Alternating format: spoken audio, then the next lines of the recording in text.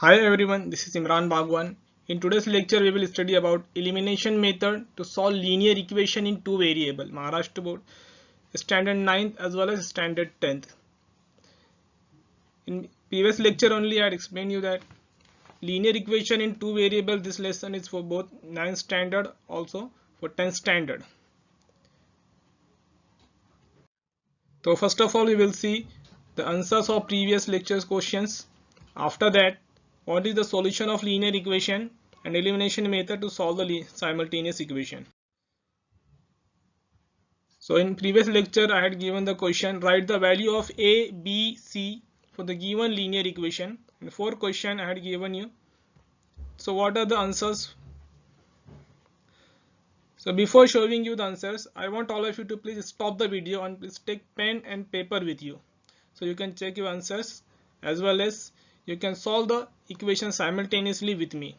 So this practice will make you perfect. So answers are,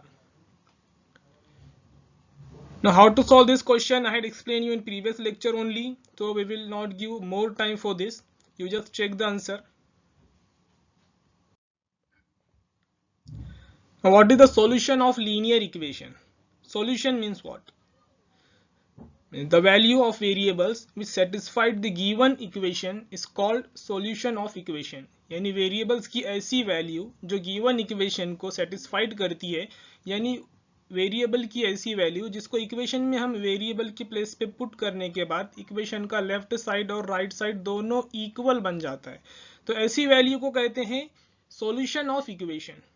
for example, we have the equation x plus y equal to 10. If we took x equal and y equal to 5, equation is x plus y equal to 10. यानी अगर हम x के place पे x की value 5 और y के place पे y की वैल्यू 5 लिखते हैं, यानी 5 plus 5 equal to 10, तो left hand side and right hand side is become equal. So this value means 5, 5 is the solution of the given equation. Similarly, अगर हम वही एग्जांपल कंसीडर करते हैं x plus y equal to 10, तो एक equation के लिए एक से ज़्यादा पॉसिबल वैल्यू हो सकती है. फॉर एग्जांपल, अगर हम x के प्लेस पे 2 यूज़ करते हैं, तो what should be the value of y? यानी x की वैल्यू अगर 2 है तो y के प्लेस पे क्या होना चाहिए जो x में यानी 2 में ऐड होने के बाद 10 बन जाएगा? तो आंसर इज 8. तो 2 plus 8 also equal to 10. Here also left side and right hand side become equal. So both are the solution of the given equation. यानी 5, 5 यानी x भी 5 और y भी 5, ये भी इक्वेशन का सॉल्यूशन है. सिमिलरली 2, 8 यानी x2 और y8, ये भी इक्वेशन का सॉल्यूशन है. अगर हम कोई दूसरी इक्वेशन कंसीडर करते हैं, for example x plus y equal to 12, तो एक क्वेश्चन है, क्या 5, 5 ये गिवन इक्वेशन के लिए सॉल्यूशन हो सकता है? यानी हम x के प्लेस पे 5 और y के प्लेस पे 5 लिखेंगे, तो क्या ये गिवन इक्वेशन के लिए सॉल्यूशन हो सकता है? तो 5 plus 5 10 होगा, and 10 that is not equal to 12. यानी 5 plus 5 it is the solution only for first equation, not for second equation. तो आपसे एक क्वेश्चन है, क्या दो अलग अलग इक्वेशन के लिए एक कॉमन सॉल्यूशन पॉसिबल है? यानी x और y की कोई ऐसी वैल्यू जो फर्स्ट इक्वेशन को भी सेटिस्फाइड करती हो और सेकंड इक्वेशन को भी सेटिस्फाइड करती हो, यानी वो वैल्यू इक्वेशन में पुट करने के बाद दोनों इक्वेशन में लेफ्ट साइड और राइट साइड इक्वल होनी चाहिए. तो आंसर है यस. तो इस लेक्चर में आज हम वही सीखने वाले हैं कि दो अलग अलग इक्वेशन के लिए एक कॉमन सॉल्यूशन किस तरह से फाइंड किया जाए. तो उससे पहले फ्रेंड्स, अगर आपने हमारे इस चैनल को सब्सक्राइब नहीं किया है तो please subscribe it and press the bell icon so you can get notification for new uploaded videos. Now, method for solving simultaneous equation. There are various methods for solving simultaneous equation. Elimination method, graphical method, Cramer's rule, as well as substitution method is also there. All these methods are for 10th standard, but we are studying elimination method only. So elimination method is common for 9th standard also and for 10th standard also. तो आज के lecture में हम सिर्फ elimination method पढ़ने वाले हैं. Elimination method for simultaneous equation. तो before starting that you should know what is simultaneous equation. Simultaneous equation क्या होती है? when we think about two linear equation in two variable at the same time, they are called simultaneous equation. यानी जब हम दो linear equation को एक साथ सॉल्व करते हैं तो दो लीनियर इक्वेशन को हम कहते हैं एक साथ सॉल्व करते हैं, यानी साइमल्टेनियसली हम दो इक्वेशन को एक साथ सॉल्व करते हैं, उसे कहते हैं साइमल्टेनियस इक्वेशन.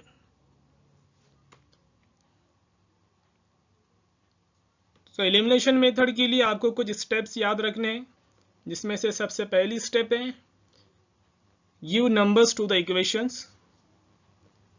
इक्वेशंस को नंबर देने के बाद में आपको जो है कोएफिशिएंट सेम बनाने हैं. Make coefficient of any one variable same. कोई भी एक वेरिएबल के कोएफिशिएंट को आपको सेम करना है. इक्वेशन में दो वेरिएबल होते हैं तो हम किसी भी एक वेरिएबल के कोएफिशिएंट को सेम बना सकते हैं.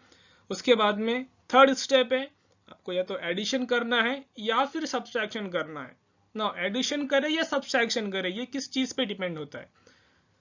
तो जिस वेरिएबल का कोएफिशिएंट सेम हो उसके अगर साइन अपोजिट साइन हो, यानी फर्स्ट इक्वेशन में x पॉजिटिव है और सेकंड इक्वेशन में x नेगेटिव है, अपोजिट साइन है तो हम एडिशन करेंगे. अगर सेम साइन हो तब सब्सट्रैक्शन करना है. एडिशन और सब्सट्रैक्शन करने के बाद हमें एक वेरिएबल की वैल्यू आ जाती है. उस वेरिएबल की वैल्यू को हम कोई भी एक इक्वेशन में सब्स्टिट्यूट करने के बाद में हमें सेकंड वेरिएबल की वैल्यू मिल जाती है. तो first step is place value of variable in one equation and last step is get the value of second variable. यानी फर्स्ट वेरिएबल की जो वैल्यू हमें एडिशन या सब्सट्रैक्शन करने के बाद मिलेंगी उस वैल्यू को हम कोई दूसरी इक्वेशन में प्लेस करने के बाद पुट करने के बाद हमें जो है नेक्स्ट जो वेरिएबल बचा होगा सेकंड वेरिएबल उसकी वैल्यू आ जाती है. तो आपको ये 5 स्टेप्स जो है ये याद रखने हैं, तो इसे लिख लीजिए. The first question is solve the following simultaneous equation and question number 1 is 3a plus 5b equal to 26 and a plus 5b equal to 22. So how to solve this? तो just we have to remind that 5 steps, जिसमें सबसे पहली step क्या है, हमें equations को number देने. Equation number 1 3a plus 5b equal to 26 equation number 1 and a plus 5b equal to 22 that is equation number 2. What is the second step now? Second step is you have to make the coefficient of any one variable same. कोई भी एक variable के coefficient को हमें same करना है. तो if you will observe the equation number 1 and 2 then you will find that the second variable b इसका कोएफिशिएंट जो है फर्स्ट इक्वेशन में भी 5 है. कोएफिशिएंट कहते हैं जो वेरिएबल के साथ में जो नंबर लगा है, जो वेरिएबल के साथ मल्टीप्लिकेशन में होता है. तो फर्स्ट इक्वेशन में a के साथ 3 है यानी a का कोएफिशिएंट 3 है, b के साथ 5 है इट मींस b का कोएफिशिएंट 5 है.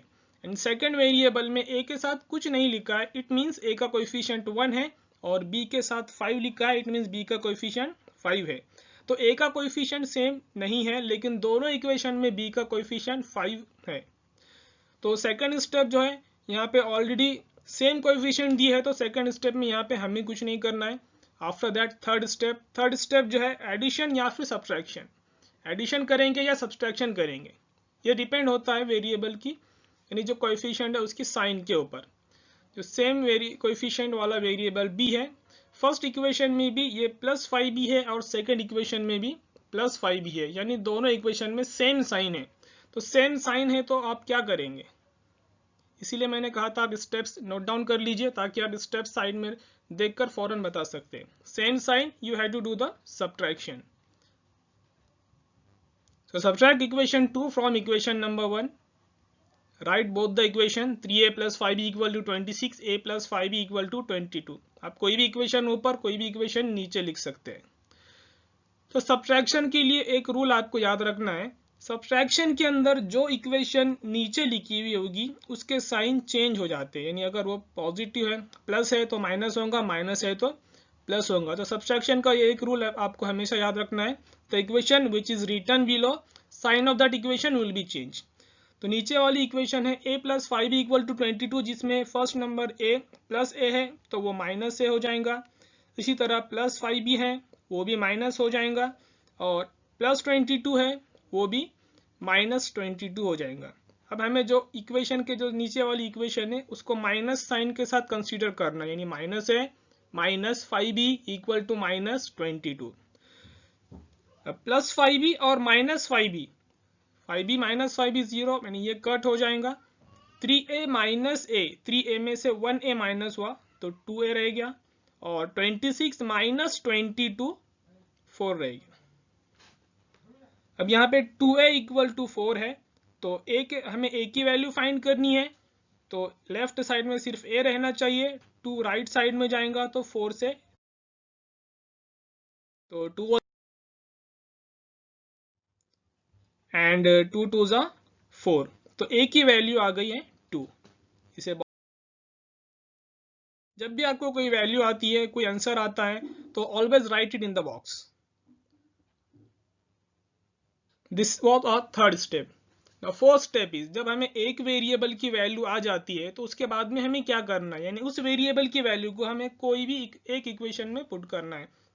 आप इक्वेशन नंबर 1 या इक्वेशन नंबर 2 दोनों में से कोई भी एक इक्वेशन के अंदर a की वैल्यू आप पुट कर सकते हैं, लेकिन आपको सजेशन है कि हमेशा वो इक्वेशन कंसीडर कीजिए जो सिंपल हो। तो second equation a plus 5b equal to 22 is more simple as compare to first equation, तो हम a की वैल्यू जो है इक्वेशन नंबर 2 में प्लेस करेंगे। तो place a equal to in equation number 2। तो इक्वेशन नंबर 2 है a plus 5b equal to 22, तो हमें a के प्लेस पे a की वैल्यू लिखनी है, 2 प्लस 5b इक्वल टू 22। तो यहाँ जहाँ पे a लिखा था हमने a के प्लेस पे a की वैल्यू लिखी है वहाँ पे 2। ठीक है, अब हमें 5b की वैल्यू फाइंड करनी है, तो लेफ्ट साइड में सिर्फ b बाकी रहेगा, बाकी सारे नंबर्स जो है 1 बाय 1 राइट साइड में ट्रांसफर होंगे। तो 2 प्लस है यहाँ पे, के बाद में 2, 22 माइनस 2 हो जाएगा, तो 5b इक्वल टू 22 माइनस 2, तो 22 माइनस 2 हो गया 20, 5b इक्वल टू 20। अब 5b के साथ में 5b के साथ में यहाँ पर 5 है, तो 5b जो है वो राइट साइड में चला जाएगा, 5 मल्टीप्लाई में है तो राइट साइड में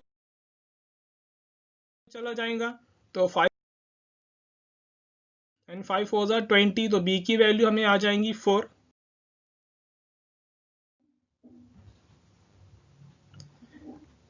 यानी a comma b equal to 2 comma 4 is the solution of given equation. यानी ये जो इक्वेशन है 2 और 4 इस इक्वेशन का सॉल्यूशन है।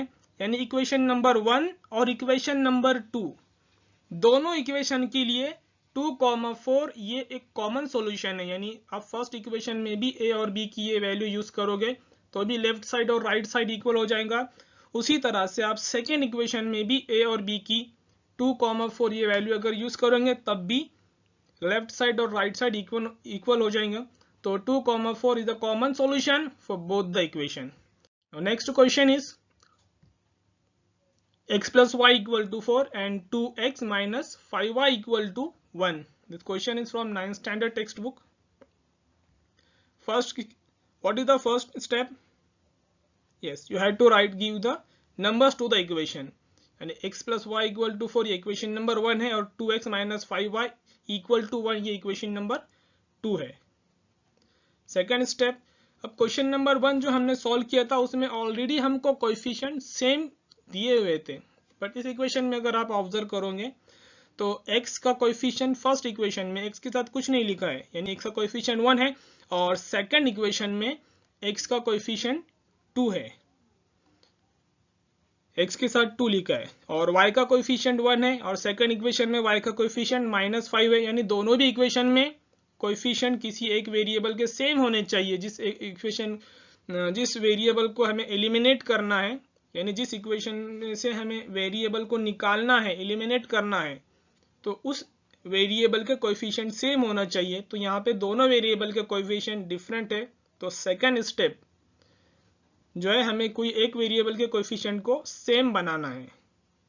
अगर ऑलरेडी कोएफिशिएंट सेम हो तो हमें सेकंड स्टेप में कुछ नहीं करना है, लेकिन कोएफिशिएंट अगर सेम ना हो तो हमें फर्स्ट कोएफिशिएंट को सेम बनाना होगा।